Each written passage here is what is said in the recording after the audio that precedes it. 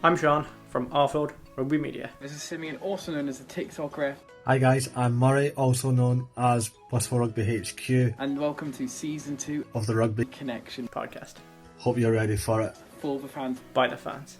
Hello and welcome to this week's of Interview Thursday. This week's guest, former Sale, former Jersey Red, now London Irish captain, Matt Rogerson. Matt, thank you for coming on. How are we doing?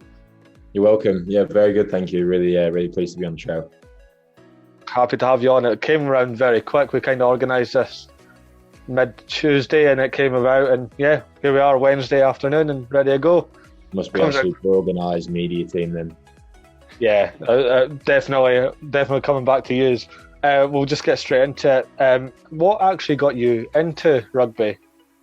So I actually started rugby probably a bit later than most sort of kids would do. I played it sort of in high school alongside a multitude of other sports. I was into my football, my golf, athletics and the like at the time growing up. And just as kind of like a sport that we had to do in school, I kind of played rugby as well, just to, get on board what everyone else was doing.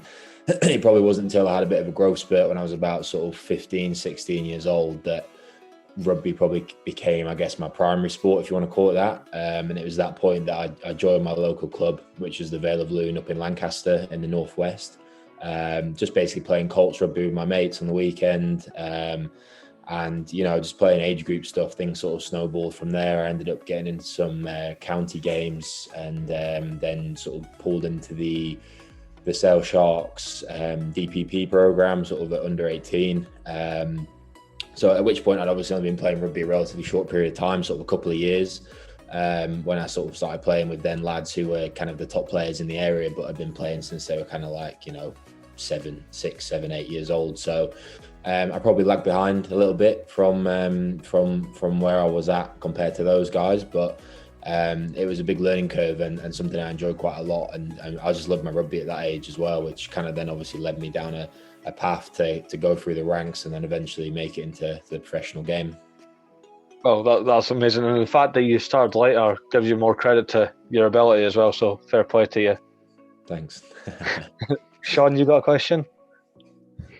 Yeah, sure. I was just going to ask you, obviously you mentioned through your rugby story there, Matt, but do you think that your progression to getting to pro rugby was kind of a natural pathway, or did you kind of have to come through some hoops maybe to get where you are now? Yeah, I definitely jumped through a lot of hoops. Like I mentioned there, I obviously sort of got pulled into the under 18 stuff at Sale, but from then onwards, a lot of guys who end up in the pro game would usually go professional from that point. Sort of from, if you're picked as one of the top guys in under 18s, you'll then sign into the senior academy and then go full time from kind of 18 onwards. And then if you make it from there, you sort of make it from there. I obviously didn't go down that route. I instead went to university. I went to Loughborough, obviously a big sporting uni in the Midlands where the rugby is also a huge part of what they do down there. So that was a huge attraction for me to go there and play, their first team compete in National 1. So the third tier of English rugby. So it was a pretty good level to be playing at sort of 18, 19 when I first joined. And obviously alongside that, I could get the university experience, meet new people, still enjoy the social side of being a student as well as getting a degree as well. So kind of going down that pathway was kind of win-win-win in those areas. But yeah, it is unusual because obviously a lot of guys, like I say, will be professional from 18. So then I graduated from uni at sort of 21 years old.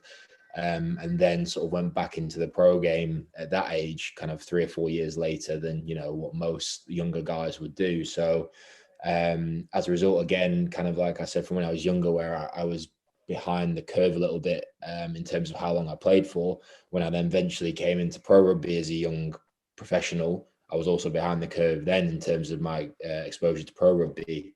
So that sort of led to, a couple of tough years at Sale, learning the trade. You don't just walk in there and expect to be playing in the Premiership every week. You need to kind of learn what it takes in order to do that and to develop physically as well. So obviously spent a couple of years learning there, doing that. And as Murray mentioned at the start, I also spent a year at Jersey Reds as well in the Championship. So again, just kind of really, again, learning the craft, learning, the physical requirements of the game. The Championship's a real attritional league, extremely big guys, good players. And as a young player, it really helps you develop. And then playing well at Jersey then kind of led me into getting picked up by London Irish, which is obviously now where I'm going into my 4th year at. So kind of an unusual pathway, probably compared to some players who would come through the academy, then maybe stay at a club for a number of years or remain solely within the Premiership. Over the span of my career, I've kind of been in, the national leagues, the Championship, the Premiership. I've kind of done a lot of it, really. I like that. That's an amazing story. Bit of a journeyman and still quite young as well. Just for our YouTube viewers, because we are on Spotify as well, if you're wondering why it's a Sale Sharks top behind for a London Irish captain, as Matt just mentioned, he did play for Sale, and I've got an Ireland top on for the Irish part because I don't own a London Irish top, and we're trying to keep the theme going. So there you go. We'll have to get your London Irish top sorted out, I think, for next time. Yes, I'll send you my address. It's fine. Just because you mentioned that you played for Jersey Reds there, I was just about to ask you, Matt, how much different was it playing in the Championship as opposed to being in the Premiership? Yeah, I think the Championship obviously kind of probably doesn't have the same level of funding and sort of following as what the Premiership does. That's not to say that they aren't still professional setups and they don't still attract, crowds like Jersey.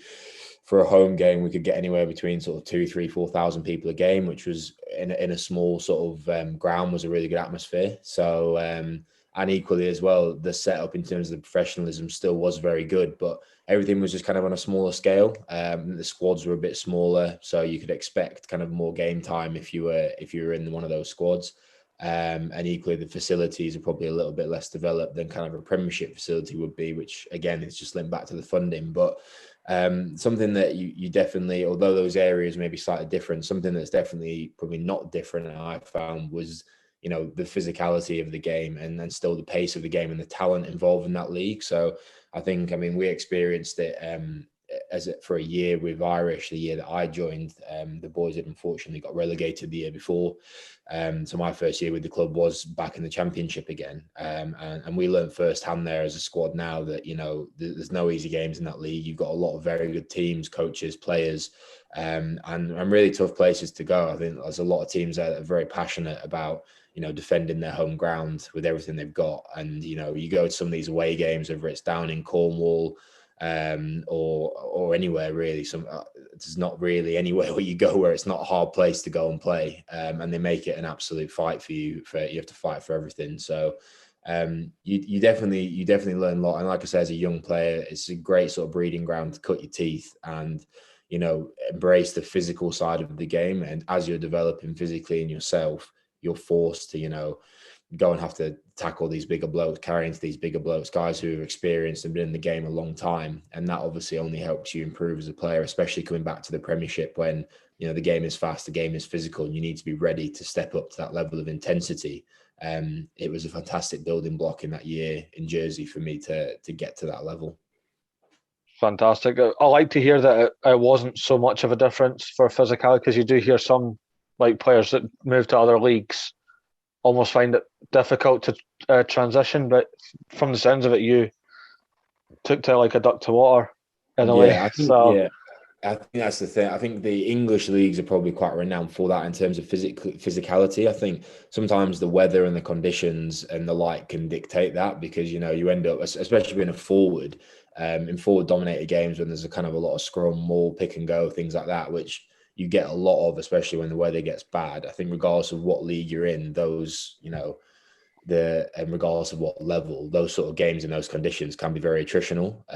So I think regardless of whether, you're in the Prem, the Championship, or even below that, you end up with big men who are all very good at whacking each other in short spaces. So you get used to that pretty quick for sure. Yeah, absolutely. Sean, you got any more for Matt regarding that? Yeah, so just obviously being a professional rugby player is a bit of a unique kind of job to have. But are there anything, be it on the field and off the field, that you dislike and that you love about the job?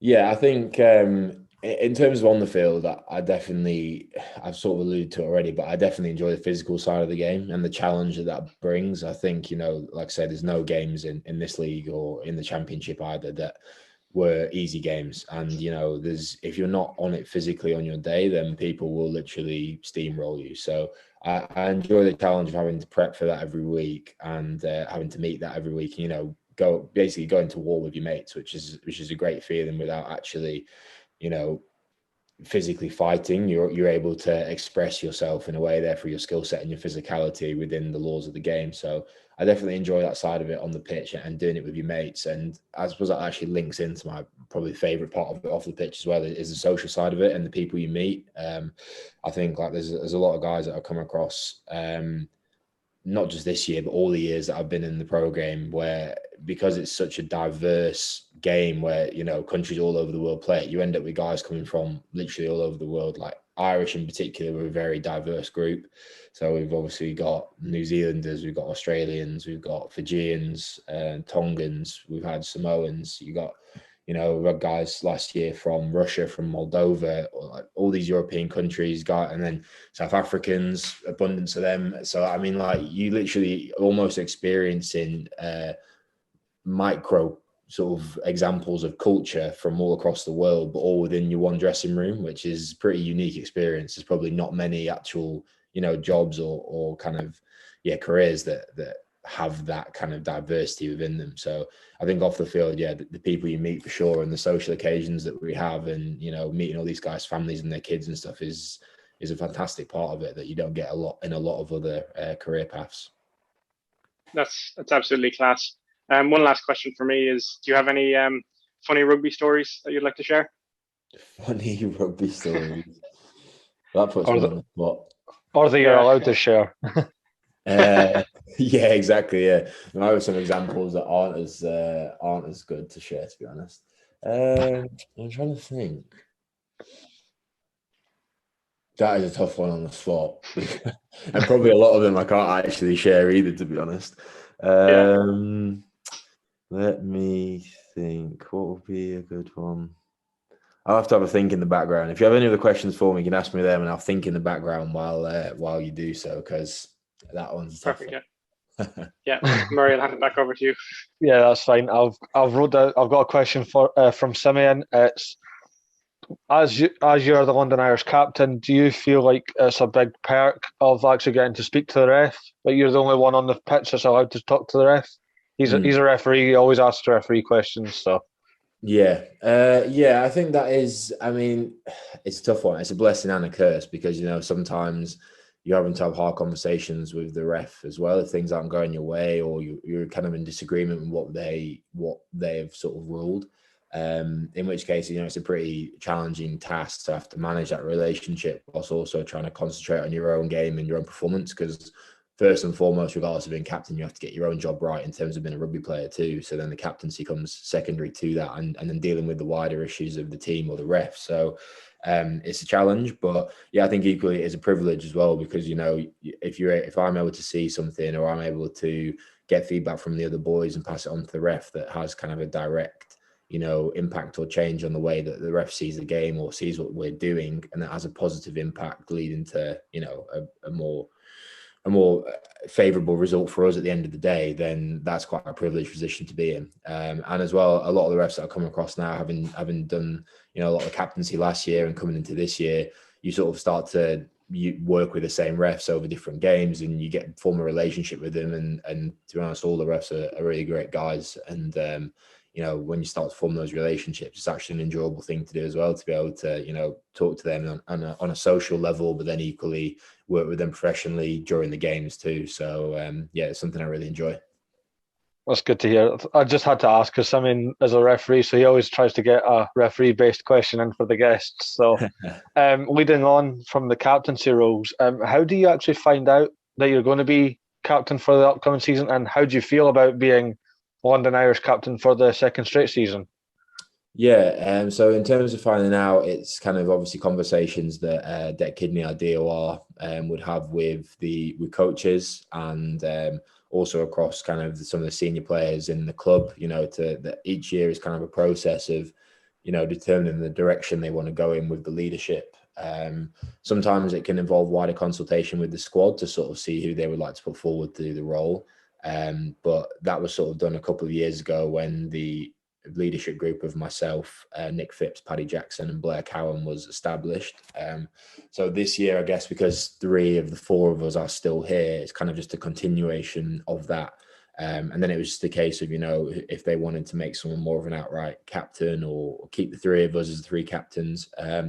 I think the discussions were sort of happening that because I captained a lot of the games last year, that it would kind of be a natural progression to put me forward as the club captain. So after some consultation with some of the other guys, Det Kidney then spoke to me one-on-one and asked me if it was something that I'd be willing to take on. Obviously, it comes with a bit of extra, responsibility and potential stress as well. So he sort of wanted to check I was happy to do it, which of course I was. And as you asked there, in terms of what it means to me, it's a massive honour, especially because of the quality of player, the caliber of player, especially that we have in our group in terms of the internationals and so many star names, so many guys who could have been captain. So to have me as someone who would kind of be leading that was a huge honour. And I sort of said to the lads, I don't profess, it doesn't also make me the most important person in the room or even the best player in the room, but it hopefully puts me in a position where I can bring all that experience together that these guys have. And it's not just me who runs the show and speaks all the time or whatever. These other guys are all massively important to what we do, and they feed in hugely into everything that I do day to day, which then drives us forward as a team and what I kind of manifest as the key messages or the key ideas for the week or for the game coming up. It is often driven by the other guys around me who are really experienced too. So there's a lot of us who feed into it basically, although I end up being the face of it for lack of a better term. But I'm very lucky to have a group like that who support me in the way they do.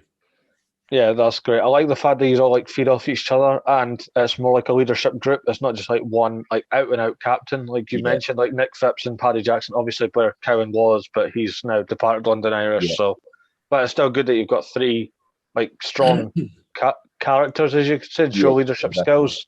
Yeah. Just one more from me personally. What is your personal aims for the upcoming season, and how good will it be to play at home again in front of a packed crowd? Yeah, it's going to be massive. So on the crowd point, I think we're pretty desperate now to have people back. I think it was a bit of a novelty last year at first, and we didn't know how long it was going to last. So we probably didn't really fully appreciate the effect it was going to have no fans. But as time runs on, you then start to realise that you really do miss the atmosphere and you miss the buzz that a crowd brings on a game day. Even an opposition crowd, which sounds ridiculous because they're against you, but even they bring a certain level of atmosphere and intensity, which raises, I think, the quality of the games too.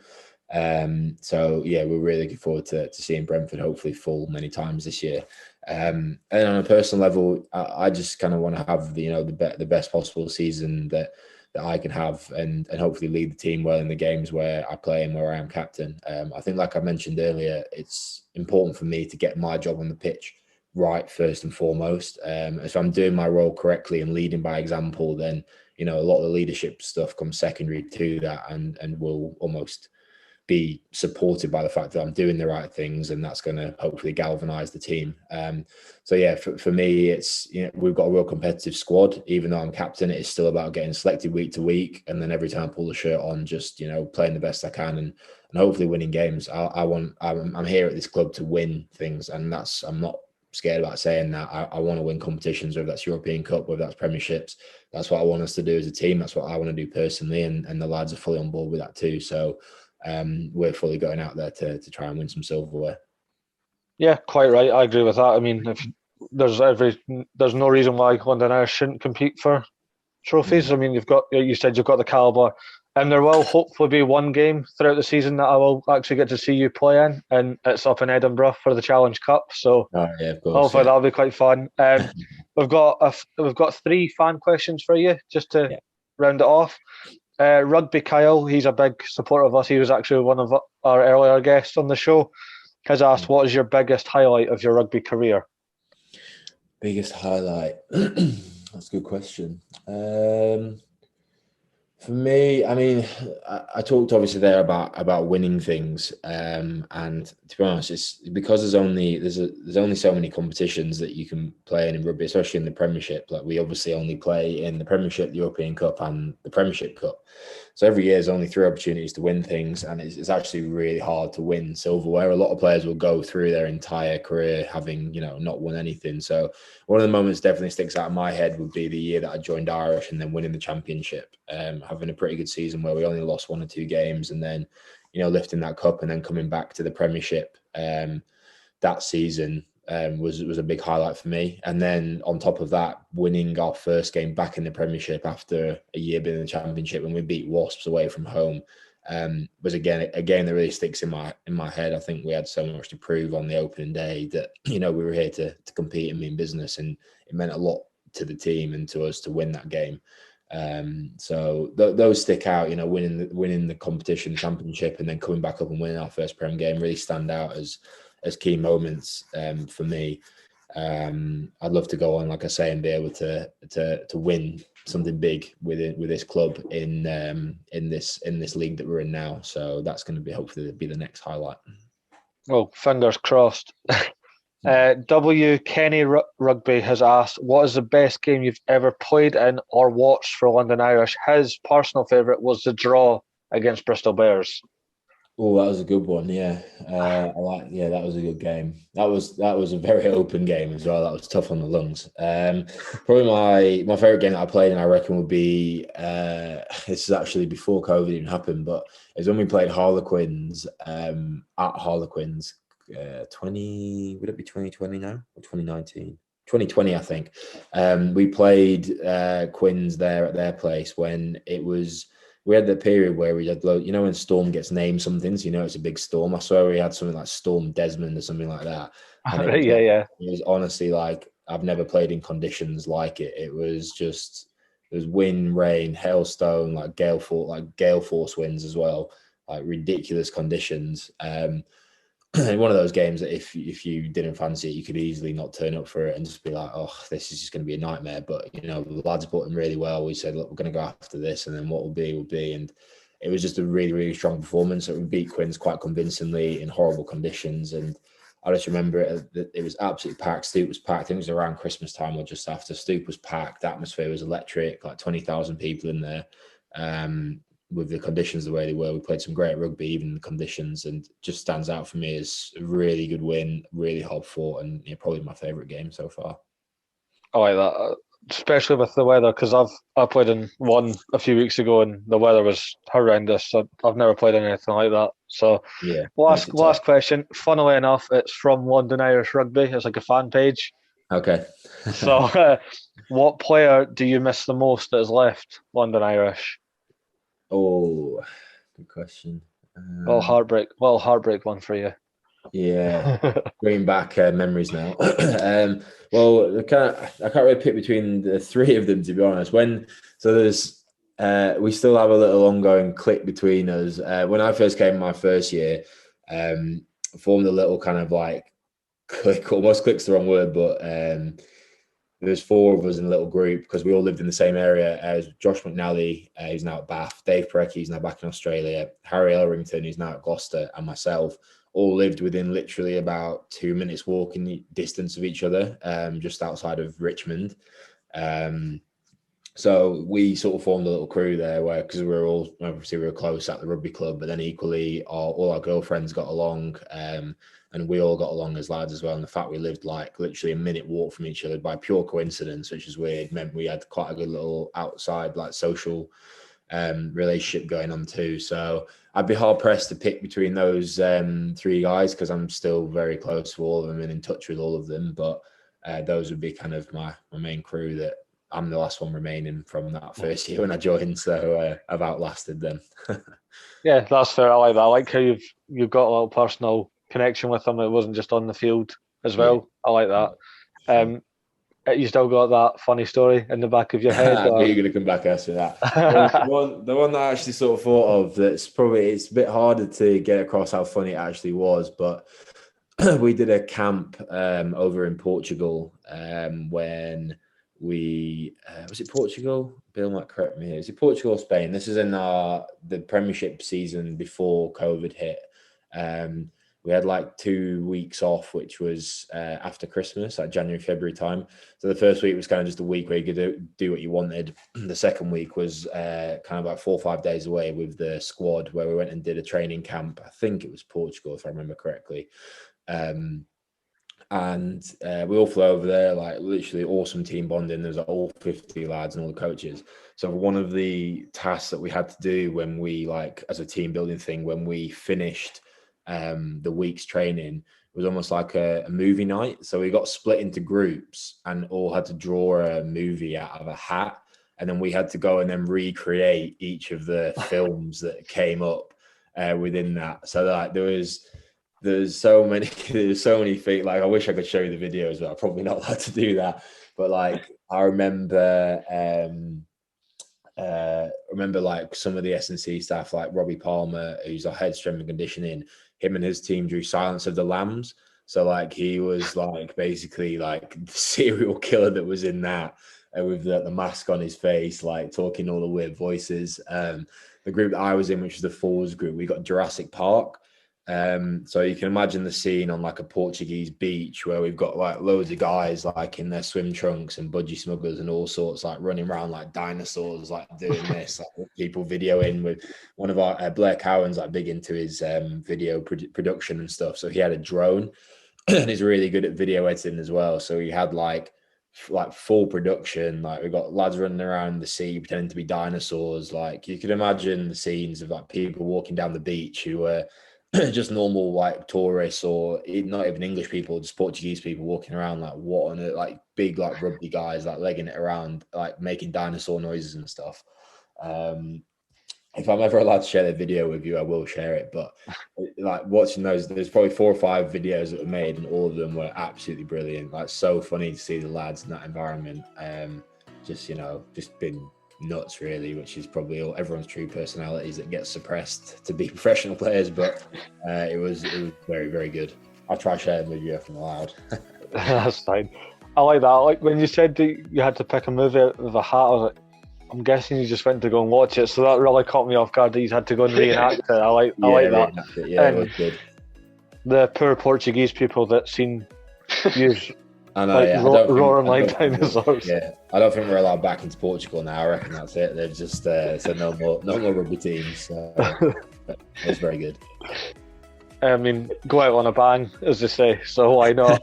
Exactly. That's everything from us.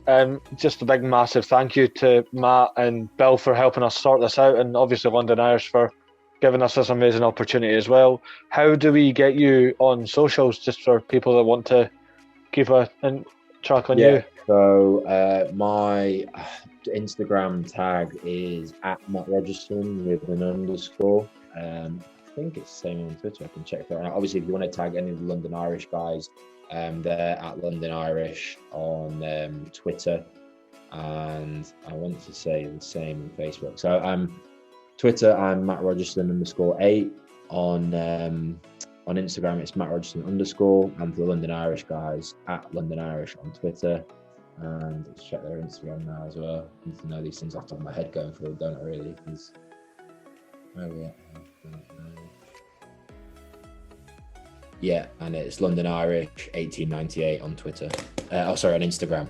I've made that probably so confusing for everyone, but if they replay that, it might make some sense in there somewhere. That's fine.